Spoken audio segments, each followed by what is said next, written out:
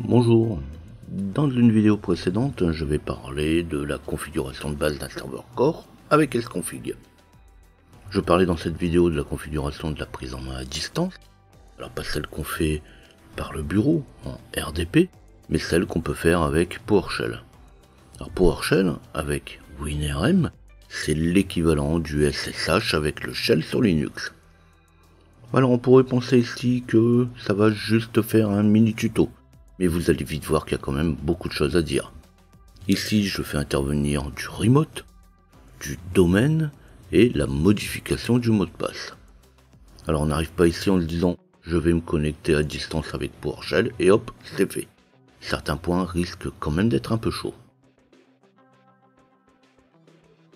Avant de passer au sujet à proprement parler, pensez à vous abonner à la chaîne et activer la cloche pour recevoir les notifications de mes nouvelles vidéos. Pour me retrouver, vous pouvez aussi taper SJP Info avec un S dans votre navigateur. Alors comme je le disais, se connecter à distance quand le service est déjà activé, ça va tout seul, ça va tenir en une ligne de commande et encore une commande avec un paramètre. Donc pas grand chose. Si on voit que se connecter sur un PowerShell sur un serveur, ça va tout seul, sur un pôle de travail, il va falloir quand même activer tout ça. Alors justement, ici, hors de question de faire les choses à moitié. Alors pour pouvoir activer, vérifier que l'on peut se connecter à distance, si on est sur un serveur, c'est facile, on fait un sconfig. Sur Windows 10, sconfig n'existe pas. Alors pour pouvoir vérifier qu'on peut se connecter, mais ça marche aussi de toute façon sur un Windows 2019 ou sur un Windows 2016, on va taper une commande get-service WinRM. On va aller vérifier l'état du service WinRM. Alors pour pouvoir l'activer justement tant qu'on est sur un serveur, il suffit de faire sconfig, on sélectionne le numéro qui correspond à la ligne d'activation des commandes et de la gestion à distance, puis ça y est, c'est terminé. Si on est sur un pôle de travail, c'est un petit peu différent, on va devoir déjà commencer par autoriser PowerShell à distance, avec un enable-ps remoting. Donc en fait, là, on va autoriser le pare-feu à laisser passer les connexions. Alors, c'est tout aussi important que le service lui-même. Si vous avez activé le service, et le service démarre automatiquement, mais de toute façon le pare-feu bloque, on n'ira pas bien loin. Puis on va pouvoir démarrer le service avec un Start Service WinRM. Donc là ça va très vite, une fois qu'on a fait le Start Service WinRM, on pourrait très bien revérifier avec un Get Service WinRM l'état du service. Sauf que vous allez voir qu'au prochain redémarrage, vous aurez perdu ce démarrage, ce service. Donc pour pouvoir automatiser le service au démarrage, on va taper une autre commande, on va taper un set-service-name WinRM espace-startup type automatique. Alors là, comme je montre, on a le choix, on a différents types de démarrage. En fait, ce qu'on va lui dire, c'est qu'effectivement, au démarrage du système, on va démarrer automatiquement le service WinRM.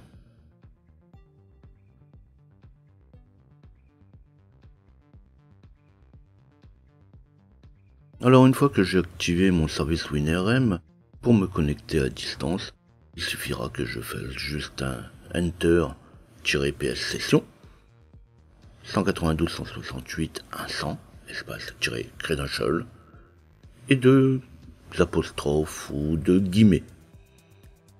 Donc ça c'est une première méthode. Je vais faire un exit pour quitter ma session et je vais montrer une deuxième méthode justement avec un enter ps session 192.168.100-credential et entre guillemets administrateur ou comme on voudra loisel.loc/administrateur. Donc ça c'est quand je suis dans un domaine. Alors ici justement je suis dans un domaine, mais je me connecte directement sur le contrôleur de domaine. Donc le compte administrateur est le même que celui du contrôleur de domaine. Sinon, sur un poste de travail, j'aurais fait un loisel.loc/administrateur.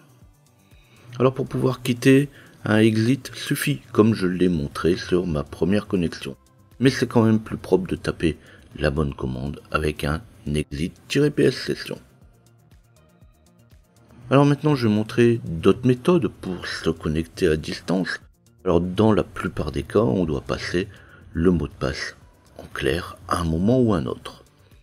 Alors j'ai pas l'intention de vous montrer mon mot de passe, donc avant de montrer les différentes méthodes de connexion à distance, je vais changer mon mot de passe. Alors en même temps, c'est l'occasion de montrer comment on s'y prend en direct, en PowerShell et les différentes méthodes disponibles justement pour changer le mot de passe.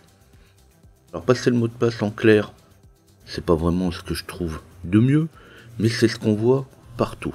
Après, chacun déterminera où mettre le curseur au niveau de la sécurité.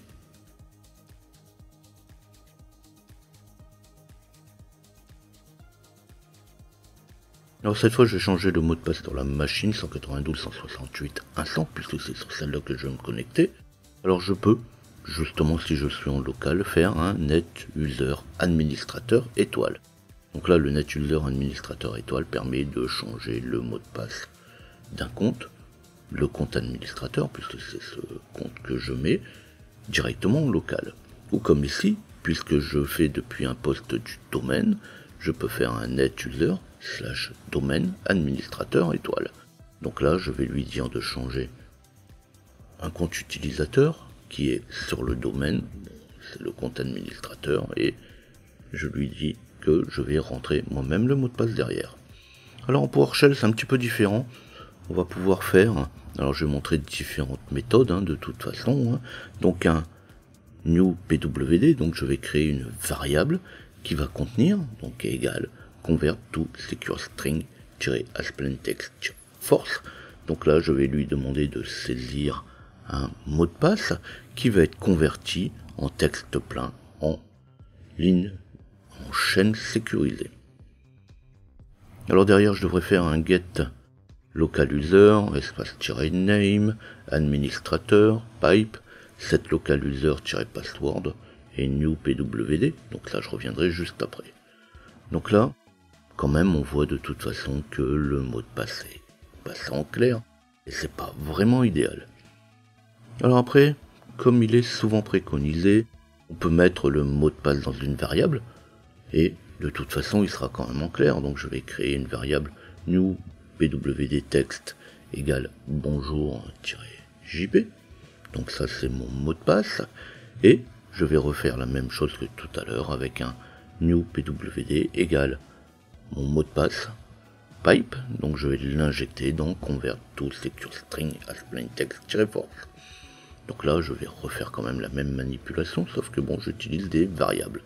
Et derrière je devrais faire aussi un get local user-name administrateur pipe, set local user-password et mon mot de passe. Alors on peut injecter tout ça directement dans ma ligne de commande. Donc je peux mettre directement quand même mon mot de passe dedans.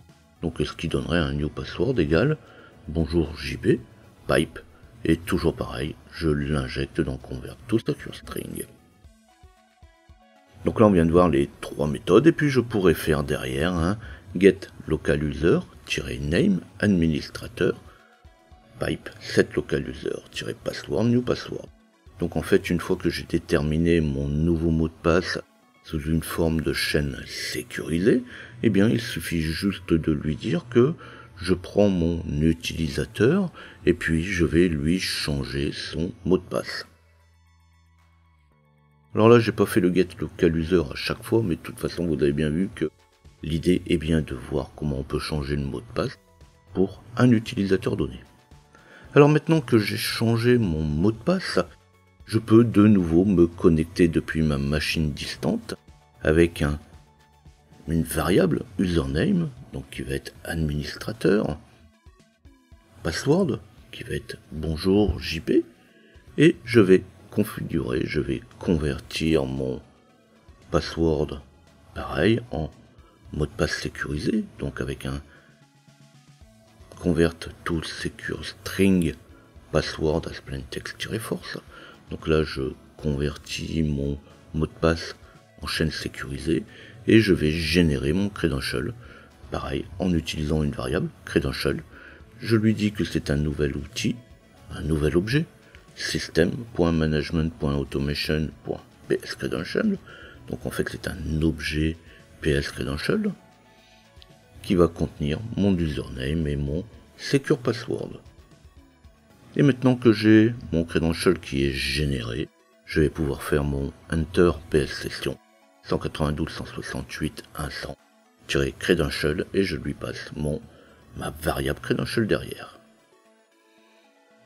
Alors depuis tout à l'heure je donne l'adresse IP, je lui dis je fais un enter ps session 192.168.100. Dans la plupart des tutos vous verrez qu'on vous dit pas de mettre l'adresse IP, on vous dit de mettre le nom de la machine, mais vous le voyez bien, ça revient quand même à la même chose. Alors ça c'est la méthode qu'on va trouver dans la plupart des tutos. Maintenant, mot de passe, pas mot de passe. On peut toujours aller un peu plus loin en limitant les droits. Alors bien sûr, ici je me connecte avec le compte administrateur. Ça se fait pas, on utilise généralement un compte utilisateur standard. Alors, vous avez toutes les méthodes avec la question, sans la question. Là, j'ai montré ça pour changer le mot de passe, mais on peut toujours mixer un peu tout ça et trouver la solution qui vous conviendra le mieux. Alors, on pourra alors très bien générer le credential en masqué et l'utiliser comme on utilise un token. Mais ça, c'est pas spécialement le sujet qu'on devait traiter ici.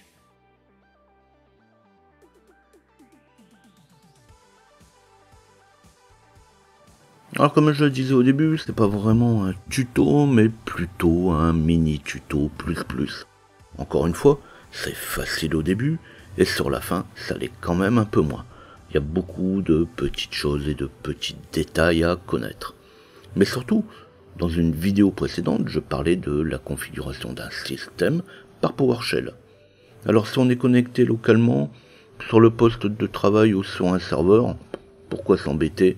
On a l'interface graphique qui le permet.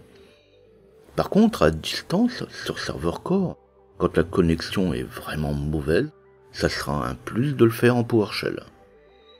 Alors configurer le système complet par PowerShell, bon, c'est pas forcément pour tout de suite, mais on peut déjà envisager quelques petites choses ou récupérer des informations. Ça, c'est déjà plus abordable.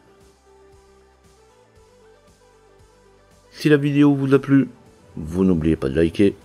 Bien sûr, je ne m'adresse pas qu'à des informaticiens, c'est pas toujours facile de suivre et de comprendre toujours de quoi on parle. Alors n'hésitez pas à me poser des questions, me faire part de vos difficultés, des soucis que vous pourriez rencontrer. À bientôt.